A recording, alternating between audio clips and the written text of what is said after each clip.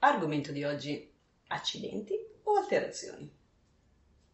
Alterazioni è il termine più comune, più utilizzato.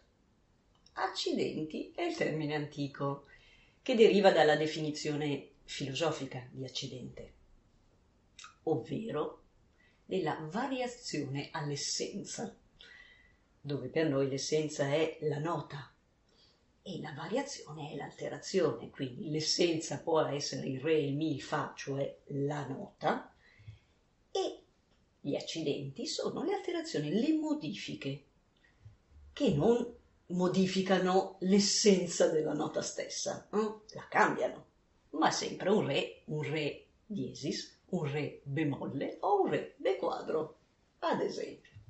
Qui le alterazioni di base sono proprio queste. Prendiamo il bemolle.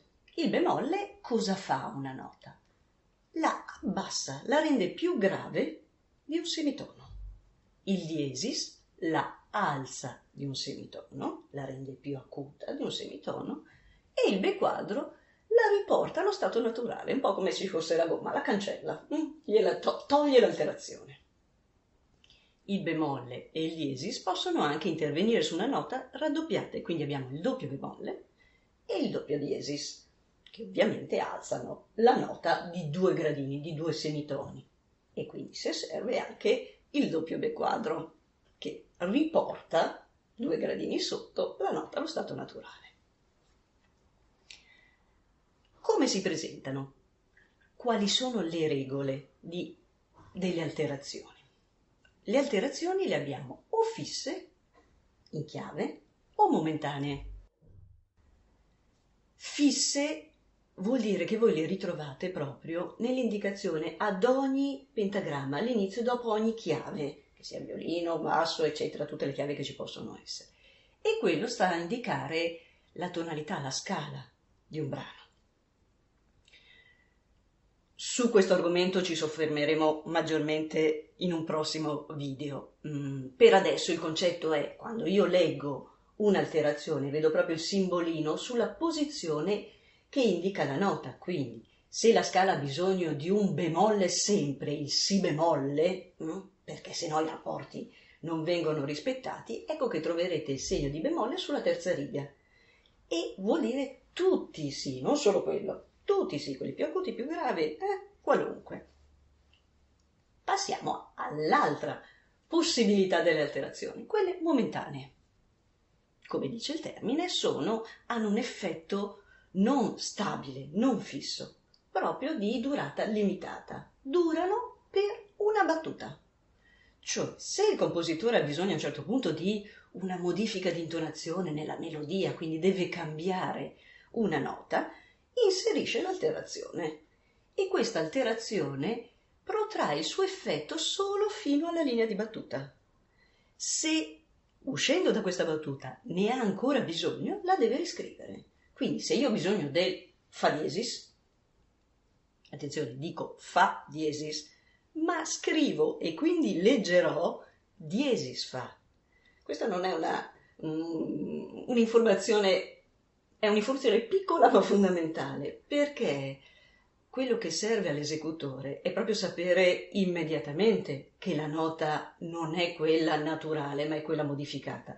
Perché intonare o eseguire un fa o un fa diesis sono 2 cose diverse, quindi io troverò subito, immediatamente, il segno di diesis sulla posizione del fa e in fianco poi la nota con la sua durata, eccetera. Quindi le alterazioni momentanee hanno questo effetto limitato. A noi cosa interessa però maggiormente? L'aspetto proprio ma io posso riconoscere all'ascolto, accorgermi delle alterazioni? Allora, diciamo che in linea di massima, se il brano procede in maniera non particolarmente ricca e abbondante, no, perché è la normalità, di solito sono ben preparate, sono eseguite e scritte in modo che il tutto proceda per l'orecchio in modo assolutamente naturale. Ma se io uso, e ripeto, noi ci soffermiamo oggi sulle alterazioni momentanee, una quantità di alterazioni momentanee ricca, abbondante, ottengo un effetto che quello è assolutamente riconoscibile, che è il cromatismo. Il cromatismo è posizionare proprio una vicino all'altra tante alterazioni momentanee che creano un effetto di passaggio che può essere prolungato nel tempo ma anche breve, di effetti uno dopo l'altro, sia in salita che in discesa. Questo è l'effetto del cromatismo. Uno studio che ci può aiutare proprio a capire e a riconoscere il cromatismo è un pezzo di Chopin. Chopin, pianista ovviamente e compositore che ha dedicato tantissimo a questo strumento, ha dedicato uno studio, che è un pezzo di estrema difficoltà, estremamente virtuosistico, proprio al cromatismo, che è lo spartito che vedete poi qui sul leggio. Ed è tutto incentrato sul cromatismo. Sono 5 pagine di virtuosismo cromatico. Adesso vi faccio vedere proprio, per capire meglio, come si posizionano queste alterazioni. Quindi vi metto in evidenza proprio le prime battute per leggere maggiormente, per vedere come sono riportate, come vi ho detto, se ne ha bisogno, e qui ne ha bisogno in abbondanza le deve riscrivere sempre, ad ogni battuta.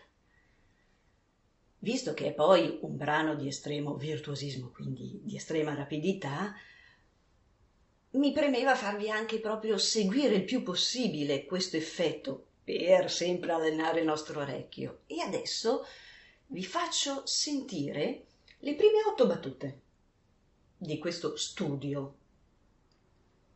Rallentate però, in modo che voi abbiate la possibilità di seguire maggiormente proprio questo passaggio cromatico. Ascoltate e guardate.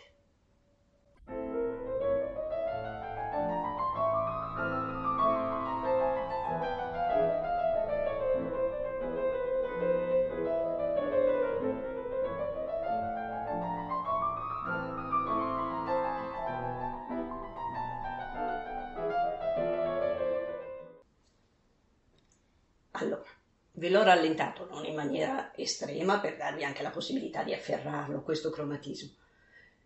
Però avete visto il passaggio. Ecco, sono veramente 5 pagine di puro cromatismo e tutte incentrate anche sulle dita più tonte della mano destra, in particolar modo. Se avete visto anche l'indicazione della diteggiatura sopra, quei numerini che sono proprio i numeri delle dita.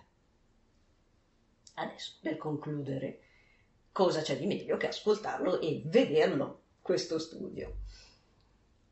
Vi lascio la schermata che vi dà la possibilità proprio di vedere una pianista all'opera e quindi avrete la possibilità di dare l'occhio particolare alla mano destra che vi esegue questo studio opera 10 numero 2 di Frédéric Chopin e la pianista è Valentina Lisitsa. Alla prossima, fatevi questa scorpacciata di cromatismo.